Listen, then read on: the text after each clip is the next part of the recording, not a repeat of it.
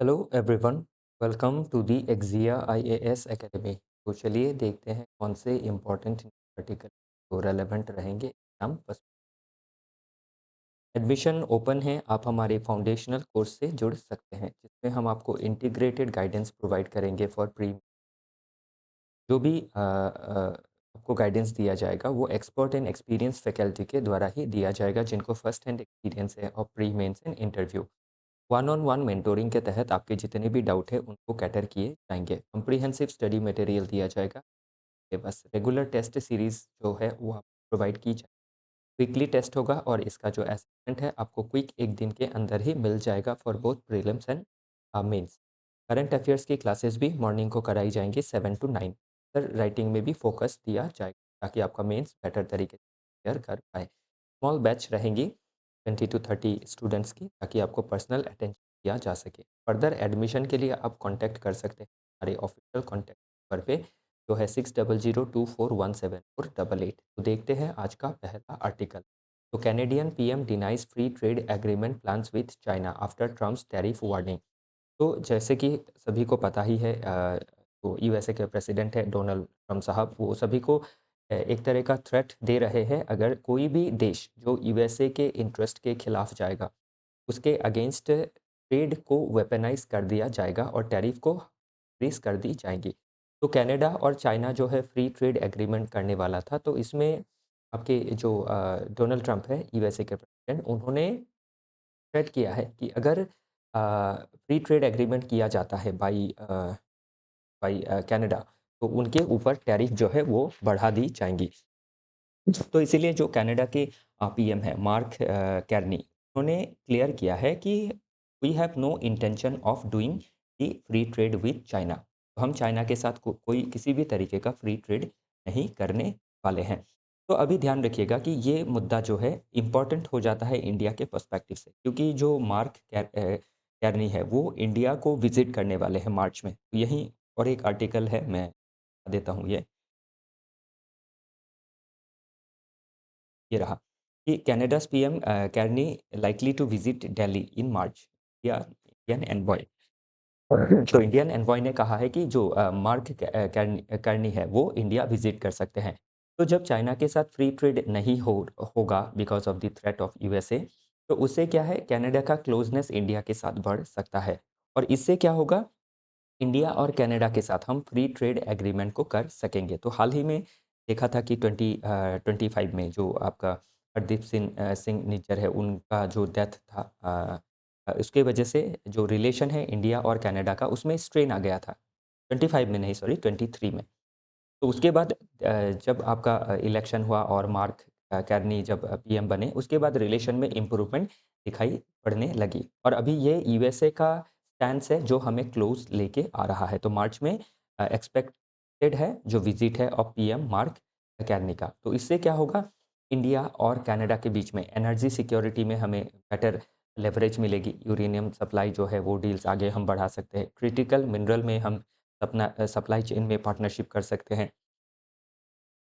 Batteries and electronics में trade and investment में हमें और अपॉर्चुनिटी मिलेगी, हम इन्वेस्ट कर सकेंगे और हम हमारे देश को इन्वेस्टमेंट रिसीव भी होगा। टेक्नोलॉजी में देखें तो आर्टिफिशियल इंटेलिजेंस में हम कन्वर्जेंस कर सकते हैं, कोऑपरेशन कर सकते हैं। तो अभी चाइना फैक्टर और यूएस चाइना का जो लड़ाई है उसमें इस तरीके से ब्लेसिंग इन डिस्गाइज जो है वो हमें देखने को मिलता है। तो इसमें अगर और क्या देख सकते हैं हम, हमारा ट्रेड जो है वो डाइवर्सिफ़ाई हो सकता है और जो मिडल पावर है लाइक कनाडा, इंडिया, वो इसमें अलाइन्ड कर सकते हैं। तो ध्यान रखिएगा आने वाले समय पे क्वेश्चन बन सकता है इंडिया कनाडा के ऊपर और किस तरीके से, या सीधा-सीधा नहीं भी बनता है तो क्वेश्चन्स बन सकते हैं इसके ऊपर कि किस तरीके से जो यूएसए की पॉलिसी है वो इंडिया के लिए ब्लेसिंग इन डिस्गाइज़ है। ओके, तो ये 2 आर्टिकल हमने इन सिंक देखा। दूसरा आर्टिकल देखते हैं, इंडिया एंड यूरोपियन यूनियन जो है वो 26th ऑफ जनवरी को on the eve of Republic day of India, तो इसमें जो आपकी ईयू की चीफ है उर्सुला वॉन लियन, तो इन्होंने विजिट किया था और जो फ्री ट्रेड एग्रीमेंट का टॉक्स है उसको फाइनलाइज कर दिया गया है। तो बोथ साइड ने ये अनाउंस किया है कि जो टॉक्स है वो अबाउट टू कंक्लूड कंक्लूड है। तो अभी इससे ध्यान रखिएगा कि हम इसका थोड़ा हिस्ट्री अगर देखें कि किस तरीके से फ्री ट्रेड एग्रीमेंट जो है इंडिया कनाडा के बीच में इंडिया और यूरोपियन यूनियन में इवॉल्व हुआ। 2007 में नेगोशिएशंस लॉन्च किया गया था, लेकिन आपका कंप्लीट नहीं हो पाया। 2013-14 में डेडलॉक रहा because of tariff and non tariff barrier. 2022 में रीलॉन्च किया गया और 2026 में ये कंक्लूड किया जा रहा है और इसको mother of all trade deal बताया जा रहा है। तो अभी ध्यान रखिएगा कि जो अभी बताया था कि यूएसए का जो रुख है, जो स्टांस है टुवर्ड्स द यूरोप और any other country in the world, उसके वजह से बाकी जो देश है उनको क्लोज आने का मौका मिल रहा है और उसी क्लोजनेस का हम एक एग्जांपल देख सकते हैं India EU free trade agreement जो कंक्लूड तो होता लेकिन फास्ट कंक्लूड हो गया। क्यों? Just because of USA. तो अब ये बियॉन्ड ट्रेड जाएगा, डिफेंस, एनर्जी, मोबिलिटी में ध्यान दिया जाएगा। इससे हम जियोपॉलिटिकल सिग्नलिंग क्या देख सकते हैं, चाइना को हम बैलेंस कर सकते हैं। और इसमें क्या बेनिफिट होगा? मल्टी डायमेंशनल एनालिसिस में अगर देखें तो पॉलिटिकली देखें तो ग्लोबल जो पावर है, जो मिडल पावर है, वो इंडो पैसिफिक स्ट्रैटेजी जो है उसको डेवलप कर सकती है, like European union and India. तो इंडो पैसिफिक रीजन में हम सिक्योरिटी को एनहांस कर सकते हैं। सोशली अगर देखें तो मोबिलिटी बढ़ेगा, जॉब क्रिएशन होगी। देन लीगली देखें तो इसमें एक प्रॉब्लम आ सकता है कि आईपीआर को लेके कुछ प्रॉब्लम्स हो सकती है, डिस्प्यूट जो है वो निकल सकता है, लेकिन उसको टाइम बाउंड तरीके से सेटल किया जा सकेगा, जबकि फ्री ट्रेड एग्रीमेंट हो चुका है। एथिकली देखें तो डेवलपमेंट वर्सेस स्टैंडर्ड्स, तो ये अभी जैसे carbon border adjustment mechanism India के ऊपर लगा हुआ है, तो एक स्टैंडर्ड सेट कर दिया है, तो वो स्टैंडर्ड हमें आपका हमारी डेवलपमेंट को पीछे धकेलता है। तो क्या ज़रूरी है, स्टैंडर्ड ज़्यादा ज़रूरी है या फिर डेवलपमेंट? वो एक एथिकल इसमें हम जो कंसर्न है वो देख सकते हैं। सिक्योरिटी में देखें तो दोनों ही जो रीज़न है, इंडिया एज अ कंट्री और European Union as a region, defence partnership और मैरीटाइम सिक्योरिटी में जो है काफ़ी ध्यान दे। तो आगे अगर देखें नेक्स्ट पॉइंट में इकोनॉमिकली देखें तो मार्केट का एक्सेस मिलेगा, टेक ट्रांसफ़र होगी और इन्वेस्टमेंट आएगा।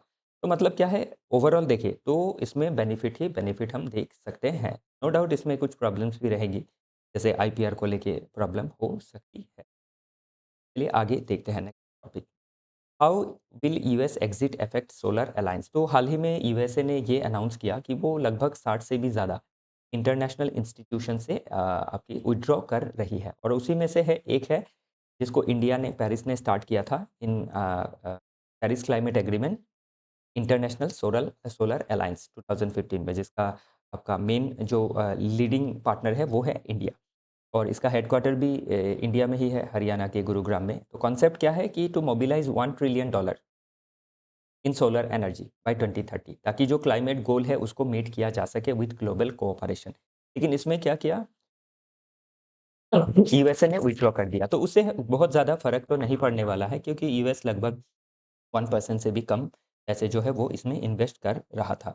तो नेग्लिजिबल फाइनेंशियल इम्पैक्ट पड़ने वाला है। हाँ, टेक्नोलॉजिकली थोड़ा इम्पैक्ट पड़ सकता है क्योंकि जो हम पार्टनरशिप है विद यूएस फार्म्स, यूएस एमएन, और जो टेक्नोलॉजी हमें रिसीव करनी थी उसमें दिक्कतें आ सकती है। बाकी अगर हम देखें तो हमारी डोमेस्टिक जो कैपेसिटी है मैन्युफैक्चरिंग की, वो भी काफ़ी स्ट्रेंथन है और हम खुद से प्रोड्यूस कर रहे हैं। जैसे सेल कैपेसिटी हो फास्ट ग्रो कर रहा है।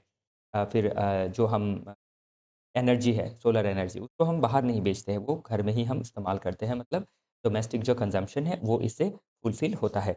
बाकी प्रॉब्लम अगर इसमें देखें तो जो सोलर पैनल्स है या फिर जो फोटोवोल्टिक पैनल्स है, वो 70% चाइना की कैपेसिटी है और हम बहुत सारा वहाँ से इम्पोर्ट करते हैं। ये लेके एक जो है प्रॉब्लम है वो हो सकती है। तो इसीलिए हमें डाइवर्सिफ़ाई करना है पार्टनर्स को, लाइक यूरोपियन यूनियन के साथ ऑलरेडी फ्री ट्रेड एग्रीमेंट हो चुका है, जापान है, तो ये इमर्जिंग इकोनॉमी है, इनसे हम मदद ले सकते हैं। और फाइनेंशियल मैकेनिज़्म को भी हम स्ट्रेंथन करने के लिए डिफरेंट जो मल्टीलैटरल जो फाइनेंशियल इंस्टीट्यूट है, उससे हम मदद ले सकते हैं और आर-एन-डी को हम इसमें एक्सेलरेट कर सकते हैं। तो यूएस अगर निकल भी जाता है, नो डाउट फ़र्क तो पड़ेगा लेकिन बहुत ज़्यादा नहीं पड़ेगा। फिर हम आते हैं नेक्स्ट टॉपिक में, black lives and the experiment called America. तो अभी ध्यान रखिएगा कि जो यूएसए है, इतना आगे बढ़ा हुआ देश है। आप इकोनॉमिकली देखिए, आप टेक्नोलॉजिकली देखिए, पॉलिटिकली देखिए, तो काफ़ी आगे बढ़ा हुआ देश है। डेमोक्रेसी में भी सबसे पहले अगर देखें मॉडर्न सेंस, डेमोक्रेसी भी आई, कॉन्स्टिट्यूशन आया, ह्यूमन राइट्स भी आई। लेकिन उसी देश में क्या है, आप लगभग 1600 से ही जो सेग्रीगेशन है वो देख सकते हैं, व्हाइट और ब्लैक के बीच। इतने पढ़े-लिखे होने के बाद भी। तो 1619 में देखें तो एक स्लेवरी का एरा था। 1865 में अगर देखें तो आपका जो स्लेवरी है उसको ख़त्म किया गया बाय अब्राहम लिंकन जी। फिर आप अगर देखें 1877 से 1960 तक तो जिम क्रो एरा आया जिसमें आपका सेग्रीगेशन को लीगलाइज़ कर दिया गया था बाय डिफरेंट लॉ। कि व्हाइट अलग रहेंगे ब्लैक अलग रहेगा, सब सिस्टम्स अलग रहेंगे। तो इसीलिए सिविल राइट मूवमेंट हुआ था इन 1950-60। तो रोज़ा पार्क्स का जो बस इंसिडेंट था जो मैं आपको क्लास में समझाता हूँ, उसके बाद क्या है मार्टिन लूथर किंग जूनियर ने उन्होंने गांधी जी के आइडियोलॉजी के तहत सिविल राइट्स मूवमेंट स्टार्ट की और उसी के बाद क्या है civil rights act 1964, fair housing act 1968 ये सभी पास की गई। 1970 से 1990 के बीच में देखें तो वार ऑन ड्रग्स चालू हुआ और इसमें ब्लैक को स्पेशली टारगेट किया गया। और 2013 से प्रेज़ेंट में देखें तो ब्लैक लाइव्स मैटर करके जो मूवमेंट है अभी भी चालू है। तो 2020 में जॉर्ज फ्लॉयड जो थे उनके उन उनकी उनकी हत्या कर दी गई बाय पुलिसमैन। तो इसमें जो यूएसए जैसी जो देश है, जो इतनी आगे बढ़ चुकी है, उनके देश में हम क्या देख सकते हैं इनइक्वालिटी, जस्टिस, सेग्रीगेशन देख सकते हैं जो शोभा नहीं देता है। तो इसमें अगर आप डॉक्टर किंग का एक कोटेशन देखें, riots are the language of the unheard. तो किसी का बात अगर नहीं सुनते हैं, एक देश में एक कानून है और वो कानून लोगों को बराबर का हक नहीं देता है, तो वहाँ पे क्या है, ये लाज़मी हो जाता है कि जो ग्रुप ऑफ पीपल डिसएडवांटेज है, वो आपका रायोट्स करेगा या फिर सिविल राइट्स मूवमेंट जैसी मूवमेंट है, वो चलाएँगे। तो इसीलिए जो सिस्टमैटिक रेसिज़्म है, उसको हटाना काफ़ी ज़रूरी है। तो अभी ध्यान रखिएगा, इस तरीके के जो आपके इनजस्टिस के टॉपिक है वो एक किताब में बनता है और उसमें आपको डिफरेंट जो रीज़न है वहाँ के इक्वालिटी के प्रॉब्लम्स है उसको आप दर्शा सकते हैं। तो इसीलिए मार्टिन लूथर किंग जूनियर साहब का quotation justice any two just. तो इसमें क्या है अभी जैसे आप यूएसए में अगर इनजस्टिस हो रही है तो पूरा यूएसए इससे क्या होगा इंडिया में अगर देखें तो कहीं इनजस्टिस हुआ तो इससे इंसर्जेंसी बनना या फिर आपका रायोट्स होना ये सभी चीज़ें जो है वो बनी रहेंगी। तो इसीलिए ध्यान देना है कि हमें जो आपकी कम्युनिटी है उसको एम्पावर करना ज़रूरी है, हर कम्युनिटी को, हर तबके के लोगों को fair equality of opportunity fairness देना ज़रूरी है। ये तो डेमोक्रेसी क्या है, वीक हो जाएगी, जो क्रेडिबिलिटी वो लूज़ करेंगी। चलिए देखते हैं अगला आर्टिकल।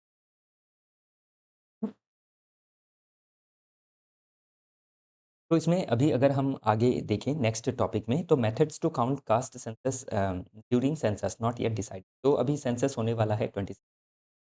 तो जो सेंसस होती है पॉपुलेशन सेंसस 2011 उसके बाद 2021 में होना था लेकिन कोरोना की वजह से ये डिले हो गया। तो इसको अभी किया जाना है।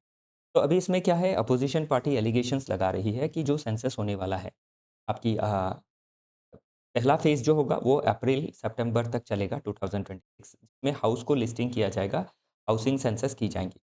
देन पॉपुलेशन इनैमोरेशन होगा फ़ेज़ 2 में जो फरवरी में होगा और इसी पॉपुलेशन फ़ेज़ में कास्ट इनैमोरेशन भी होगा, तो यहाँ प्रपोज़ किया गया है।